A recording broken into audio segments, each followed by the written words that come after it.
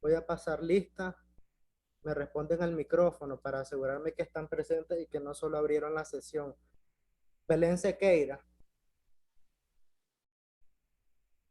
Presente. Carlos Fernando, Presente. Dexter Antonio, Presente, profe.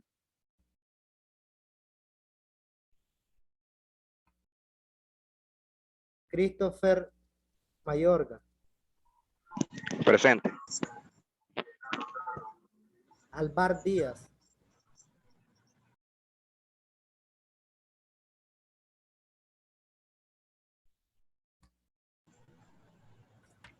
Alvar Díaz, Acá, profe, presente.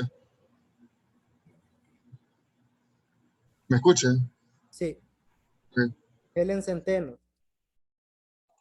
Presente, profe. Dexter Loaiziga, Presente, profe. ¿Me escucha? sí. Luis García, Presente, profe. Marcos López, Presente, profe. Martín Solís, Presente. Mayra Milena, Presente. Vicente Hernández, Presente, profe. ok. No veo a nadie más esperando para ingresar. Ya está grabando la sesión. Quiero saber si todos lograron enviar la asignación. Profe, ¿puede mandar por medio de aquí, del chat, el link? Porque no lo puedo reenviar y tengo unos compañeros que quieren entrar. Por Claro que sí, ahí está en el chat. También lo volví a poner en video. ¿Cómo? Yo me voy a conectar de la computadora. Ya te mandé.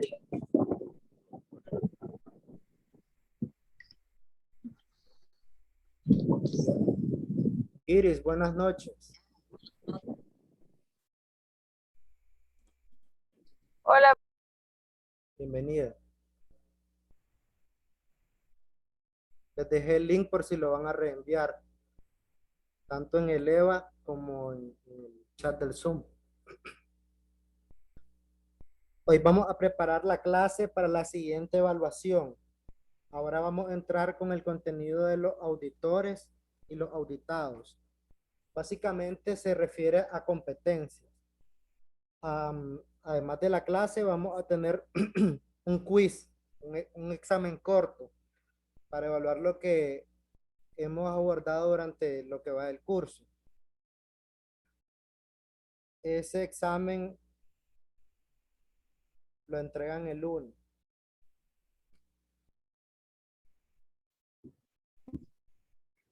Lo vamos a repasar.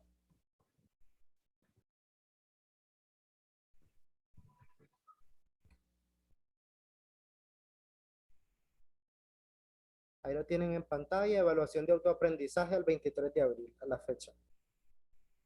Del crucigrama, vamos a ampliarlo un poco.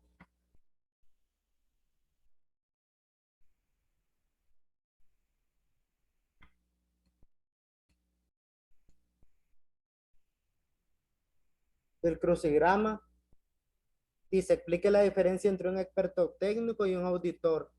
Desarrolle su respuesta en 5 líneas.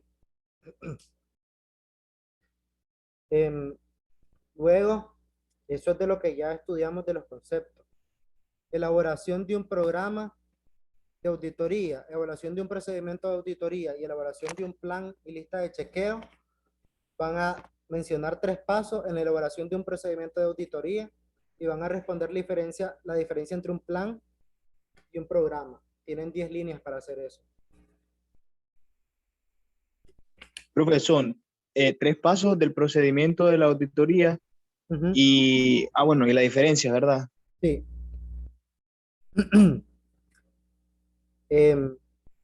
Luego, en la parte de interpretación de la 9001, me van a explicar qué son stakeholders. Tienen 10 líneas para eso. Lo hacen en grupo. Respecto al taller de simulación y el informe de auditoría, van a explicar cuál es el objetivo de un auditor al evaluar un sistema 9000, 14000, 22000 y 45. Es decir, cada norma tiene un objetivo básico, fundamental, que ya lo deberíamos de saber a esta altura.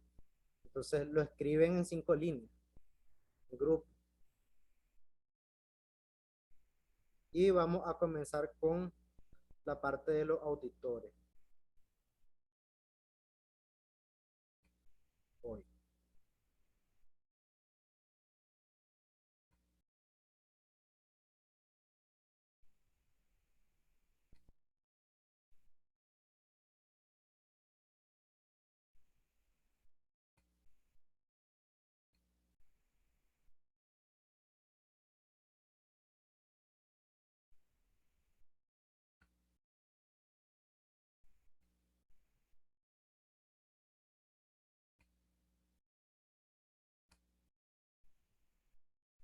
Aquí. Vamos a ver. Los auditores deben estar imbuidos, llenos o capaces en los siguientes principios. El principio de integridad. Deben de desempeñar su trabajo de forma ética, con honestidad y responsabilidad. ¿Para qué sirve la ética? Se parece un poco a la moral. Es para actuar enfocados en el bienestar común, con honestidad, es decir, que deben realizar su trabajo sin ningún interés personal, no deben buscar lucro personal, aparte de que ya han sido contratados para ejecutar la auditoría, y con responsabilidad, porque del resultado de su trabajo depende no solo que le paguen, sino que dependen las vidas laborales de las personas y las organizaciones auditadas. ¿Por qué digo esto? Ya les he comentado que han ocurrido situaciones en las cuales algunos auditores emiten criterios de valor como si alguien, este es el caso más común que yo conozco y que he visto en la industria de alimentos, que es respecto al lavado de manos. Se hace el hisopado a una persona y sale que da positivo para E. coli o salmonela. Entonces, ¿qué pasa? Cuando llegan los resultados, el auditor recibe el resultado, pone el hallazgo y pone el incumplimiento a la norma. Hasta ahí nomás. Y recomendaciones, pues, implementar procedimientos que eliminen contaminación cruzada por patógenos. Pero jamás, ni verbal o por escrito, va a decir la persona encontrada no debería trabajar en esta industria o deberían tomarse medidas X o Y respecto a la persona. No, ya lo voy viendo adelante. Emprender actividades de auditoría solo si son competentes para hacerlo. Te voy a poner un ejemplo muy cercano. Cuando empieza la universidad a elegir a los docentes, presenta el abanico de asignaturas y te propone, según tu CV o tu experiencia laboral o académica, si podés dar, qué sé yo, clase de higiene y seguridad o clase de metodología. Voy a poner una que no me guste a mí, pues. Digamos que sí recibí del cálculo 1 hasta el cálculo 5 y digamos que la universidad me dice, mire, hay disponibilidad para este semestre para enseñar cálculo 1. O sea, claro que sé, pero no es mi pericia. 1, 2, no soy matemático. 3, salí no sé, hace mucho tiempo de la universidad, no me voy a poner a estudiar a la par de ustedes para enseñarles algo en lo cual yo debería ser experto. Entonces, eso tiene que ver, voy a ver, creo que hay alguien que quiere ingresar.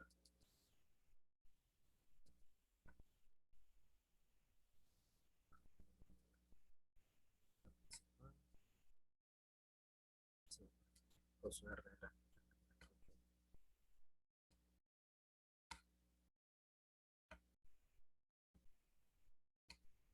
Estaba ingresando un alumno, por eso interrumpí. Eso tiene que ver con emprender actividades de auditoría solo si son competentes para hacerlo. Por eso es que tiene que ver la ética al respecto de esto. Yo como profesional debo conocer mi fortaleza y debo conocer cuáles son las áreas en las cuales no tengo competencia. No debo asumir roles de especialista, ni de auditor, ni de observador, si no soy competente en algo. Para eso sirve la ética también. Desempeñar su trabajo de manera imparcial, es decir, permanecer ecuánime y sin sesgo en todas las acciones.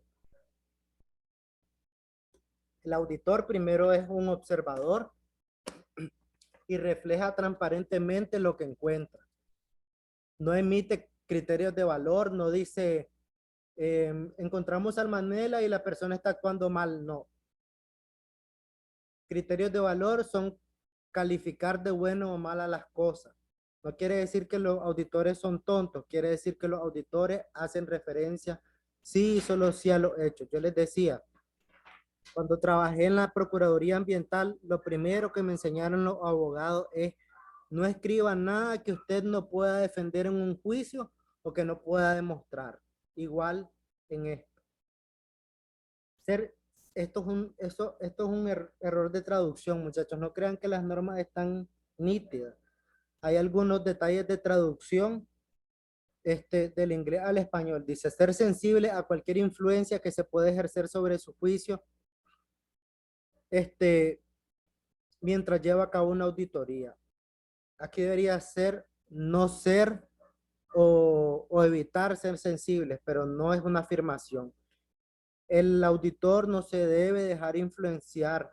El auditor no debe dejarse llevar por lo que le digan. Debe tomar sus propias evidencias y sus propias verificaciones. Presentación imparcial. La obligación de informar con veracidad y exactitud. Los hallazgos, conclusiones e informes de la auditoría deberían reflejar con veracidad y exactitud la actividad de auditoría. Se deberían informar de los obstáculos significativos encontrados durante la auditoría y de las opiniones divergentes sin resolver entre el equipo auditor. Voy a hacer pausa ahí. Obstáculos significativos. Ustedes llegan a un proceso, están en Nicaragua hay muchas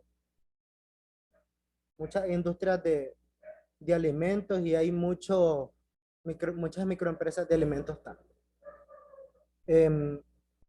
Entonces ustedes se presentan a una industria de alimentos y llegan al área de procesos y piden lo primero, temen los documentos de limpieza del área. No tenemos, eso es un obstáculo. ¿Tienen algún registro? No, no tenemos. Eso es un obstáculo significativo. ¿Por qué? Porque en alimentos la limpieza es fundamental. ¿Tienen algún documento, alguna forma de mostrar que limpian, algún registro? Sí, tenemos videos, pero no se los podemos mostrar. Entonces, ¿qué hace el auditor? El auditor plasma eso de manera objetiva.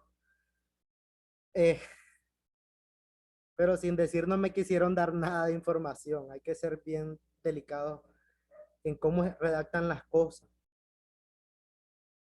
Siempre en documentos administrativos y legales deben de pensar que están sujetos a ser demandados, ya sea administrativamente o penalmente.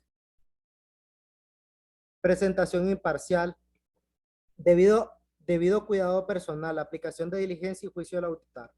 Los auditores deberían proceder con el debido cuidado de acuerdo con la importancia de la tarea que desempeñan y la confianza depositada en ellos por el cliente de la auditoría y por otras partes interesadas. Esto que dice parte interesada, esto es parte del ejercicio que les estoy dejando. Las partes interesadas son los stakeholders.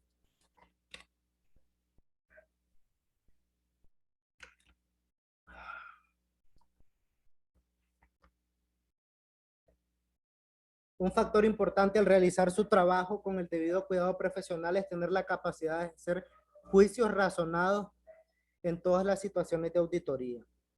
Por eso el auditor debe ser capaz en el tipo de industria en el que está haciendo la auditoría.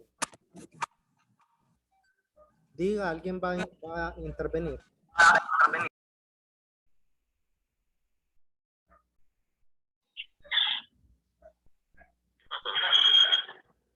Claro, profesor, le estoy diciendo que estamos cuadreando. Deberíamos ahorita estar comiendo una carne asada, no en clase.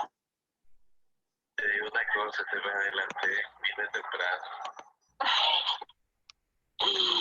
¿Ya se comió su carne asada? Sí. ¡Qué bárbaro, profe! Sí, profe, no de hambre, profe. Su micrófono. Yo no. Dale, pues te oigo un ratito, voy a hacer algo y me regreso. Dele, Voy a terminar y que yo vino. ¡qué bárbaro! Dele, pues, profe. Creo que Luis tiene mucho control.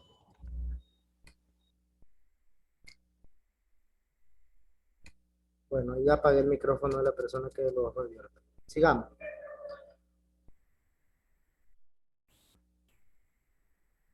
Bueno, los juicios razonados.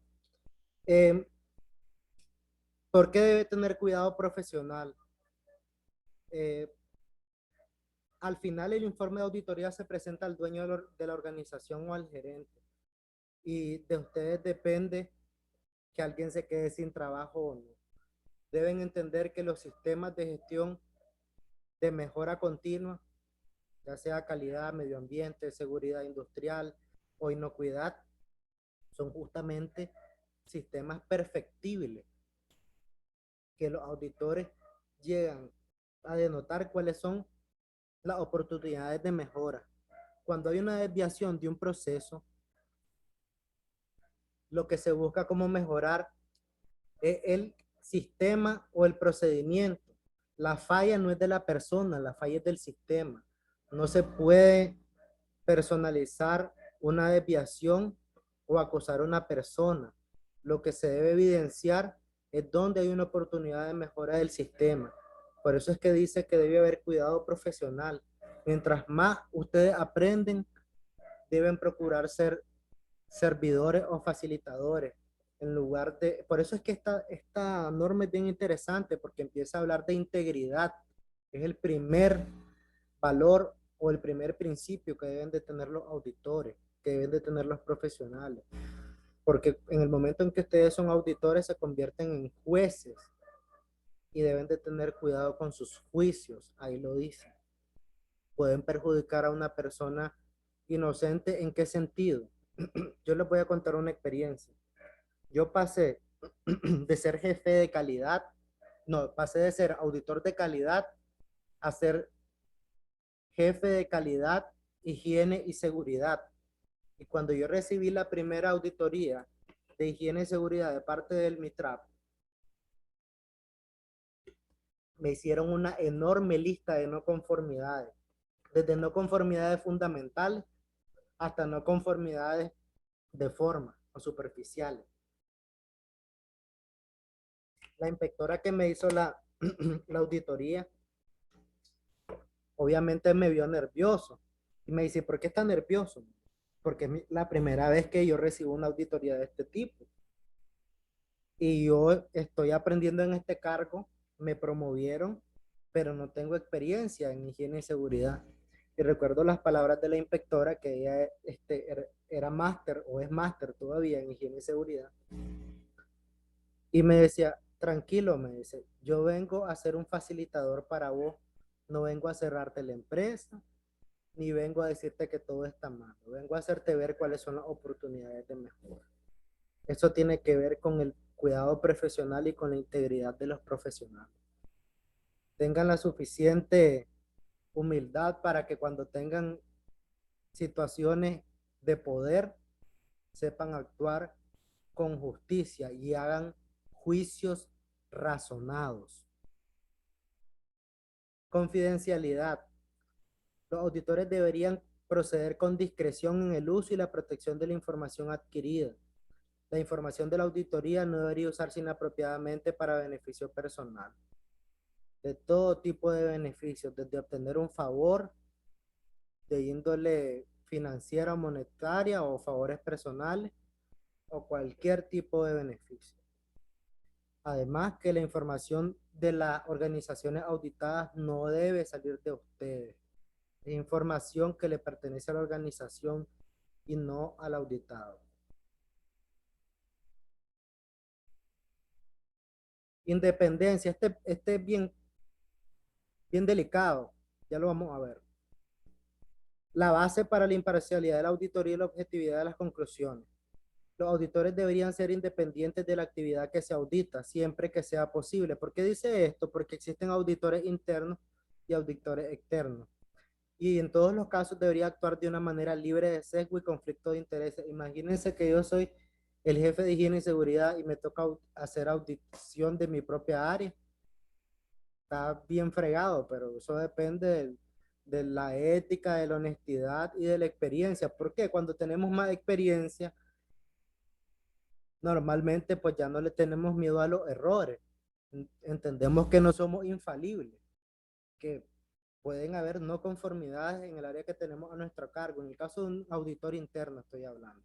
Entonces, si a mí me toca hacer una audición sobre mi propia área o auditoría, debo estar en la libertad de mostrar todas las oportunidades de mejora que requiere mi área respecto a la norma que se esté aplicando, sea de alimentos o de seguridad. Para las organizaciones pequeñas puede que no sea posible que los auditores internos sean completamente independientes, que es lo que les estoy explicando. Enfoque basado en la evidencia. El método racional para alcanzar conclusiones de la auditoría fiable y reproducible es un proceso de auditoría sistemático. La evidencia de auditoría no solo debería, pues el debería es algo que se podría hacer o no en temas de auditoría o en temas de norma ISO. Esto debería ser un debe.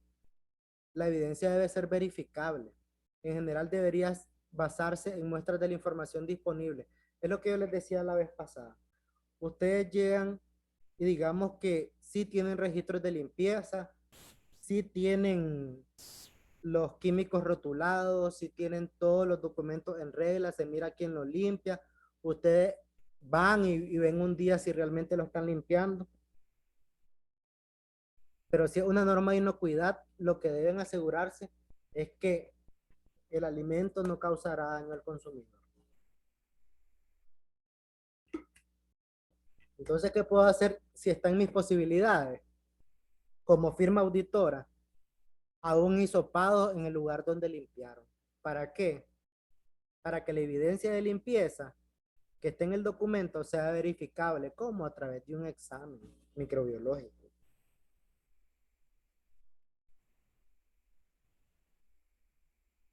Enfoque basado en riesgo.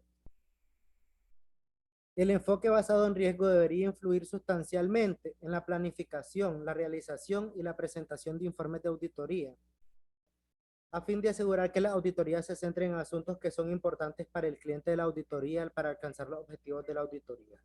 ¿Qué significa esto? Deben identificar los procesos clave. Yo lo dije al comienzo del curso, en las clases de introducción. Cuando se define el mapa de procesos de la organización, se define cuáles son los procesos clave, cuáles son las partes interesadas, es decir, cuáles son los stakeholders. Se hace una ficha de proceso y ahí es donde ustedes van a identificar cuáles son los asuntos importantes para el cliente. Vamos a verlo del tip top o Cargill. ¿Qué es lo que más vende Cargill? Pollo. ¿Cuál es la pieza que más vende Cargill? Muslo. ¿Cuál debería ser mi proceso clave de inocuidad? Verificar el proceso desde la granja, de los pollos, el destace, el deshuese, estos también pasan por lavado, y el empaque, ¿de qué? De muslo, que es mi proceso clave. ¿En qué estoy certificado? En 22.000, entonces me aseguro que el producto final llegue al consumidor libre de salmonela, libre de coli y de cualquier otro patógeno pertinente al proceso clave. ¿Cómo se aplica el enfoque basado en riesgo?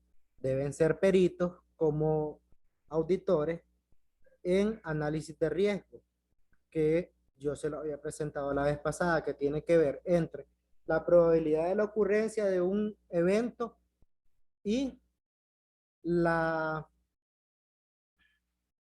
intensidad del evento y la fatalidad del evento. Y una pregunta, ¿pero ahí es solamente para la norma de higiene y seguridad o para todos los tipos de normas? Para todos los tipos de normas existen riesgos para asuntos importantes. Voy a poner un ejemplo de 45.000 de seguridad industrial. Vamos a hablar de una empresa. Es más o menos como en calidad, porque en riesgo, digamos, lo podríamos como asociar al riesgo en sí, pero en calidad, ¿cómo lo podríamos poner? Ok, vamos a hablar del ejercicio que les dejé del link de los Samsung que explotaban. No sé si alguno estudió eso. Entonces, no sé cómo lo hicieron, pero les voy a explicar cómo lo hice yo. Me fui a recabar información de cuántos Samsung habían fallado y, por decirle un número, porque no lo recuerdo exactamente ahorita, dijeron que la probabilidad de fallo eran de 2 en 100.000, digamos, o 2 en 10.000. Lo multipliqué eso por la cantidad de Samsung Galaxy Note 7 que ellos produjeron y me dio un resultado de 300 equipos afectados. Estamos hablando de riesgo, ¿verdad? Riesgos son probabilidades. Entonces, ¿qué debieron haber hecho ellos? Los productores de Samsung, eso fue un fallo en la batería. ¿Y por qué ocurrió ese fallo? Porque ellos estaban apresurando la fecha de lanzamiento del Galaxy, porque estaban peleando contra el iPhone. Y por hacer eso, se saltaron controles en la fábrica de baterías. Entonces, ahí, en su proceso clave, que el producto era Samsung Galaxy, fallaron en el análisis de riesgo de la batería. Y eso provocó que tuvieran que sacar todo el lote, además de indemnización a personas que habían sido afectadas porque les estalló mientras la usaban, o porque les estalló en sus casas y se les quemó la sala. Entonces, no sé si te respondí con este análisis de probabilidad a cómo se aplica el análisis de riesgo a un proceso en un caso de calidad. Una no conformidad podría traernos cierto riesgo, y una conformidad, ¿qué oportunidad nos podría brindar? Samsung lo aprendió a la mala. Tuvieron que hacer el retiro. Al final retiraron todos los Note 7 que no habían vendido. Ya los Note 7 que estaban en los puntos de venta, por ejemplo en Latinoamérica no se retiró un solo Note 7, pero en los otros países que tienen legislaciones estrictas sí se retiraron. ¿Y qué pasó? En la siguiente producción del Note 8 no se saltaron los controles en la batería, no contrataron al productor más barato de batería y ya no volvieron a tener ese problema. Entonces se convirtió en una oportunidad de mejora porque nunca se volvieron a saltar un control. Y si se fijan, no han ocurrido problemas con los Samsung Galaxy Note desde que tuvieron el problema con los Note 7.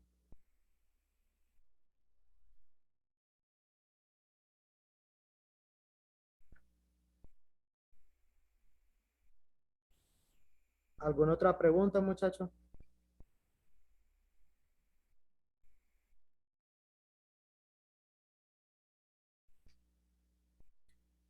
Esta sesión, muchachos, la voy a terminar hasta aquí porque es largo esto. Miren, se pasa al 7.2. Y sigue, y sigue, y sigue. Entonces, esta sesión la planifiqué para llegar hasta aquí. Hasta los principios. Por eso les preguntaba si tienen alguna consulta. Profe, yo tenía dos preguntas. Díganme. La primera es acerca de lo de las grabaciones de las clases.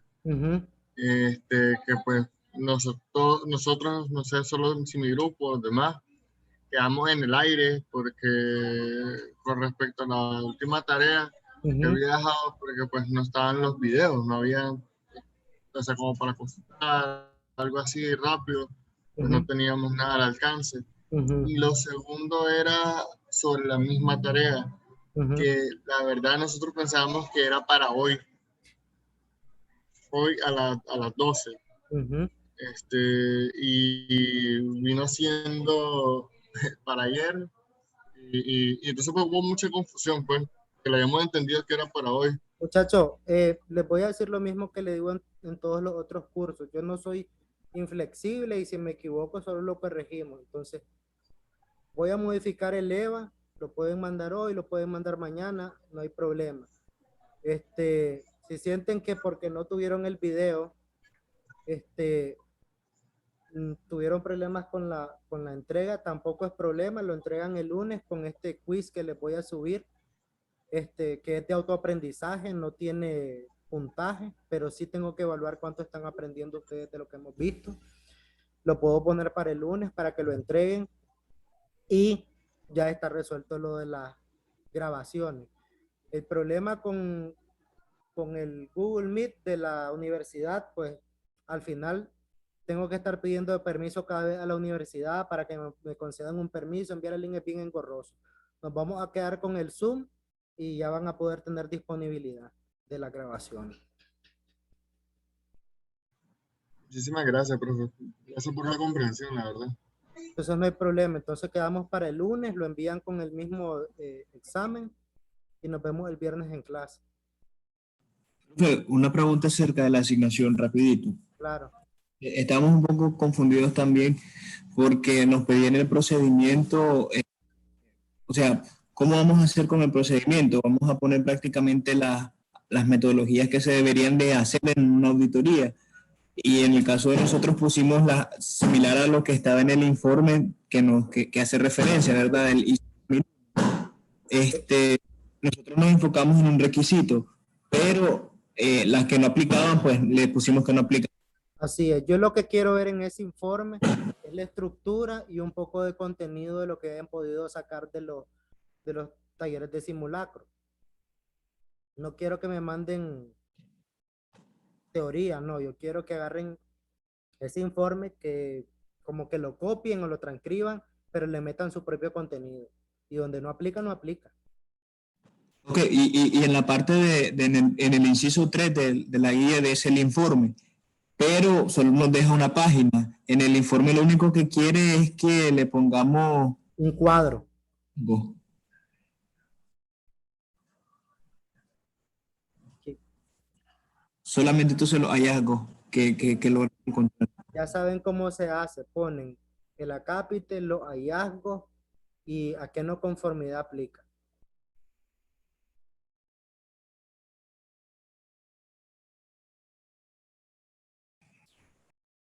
Y la asignación del quiz es en grupo, ¿verdad? Dijo, solo esa parte no escuché bien. Sí, son en grupo, el examen corto y todas las tareas son en grupo. Hasta que hagamos examen final, va a ser la mitad del examen en grupo y la otra mitad individual.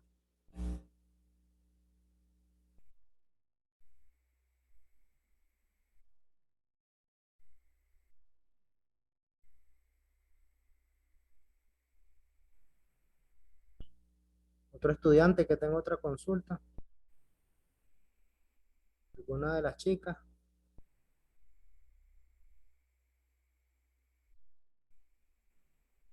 Ok.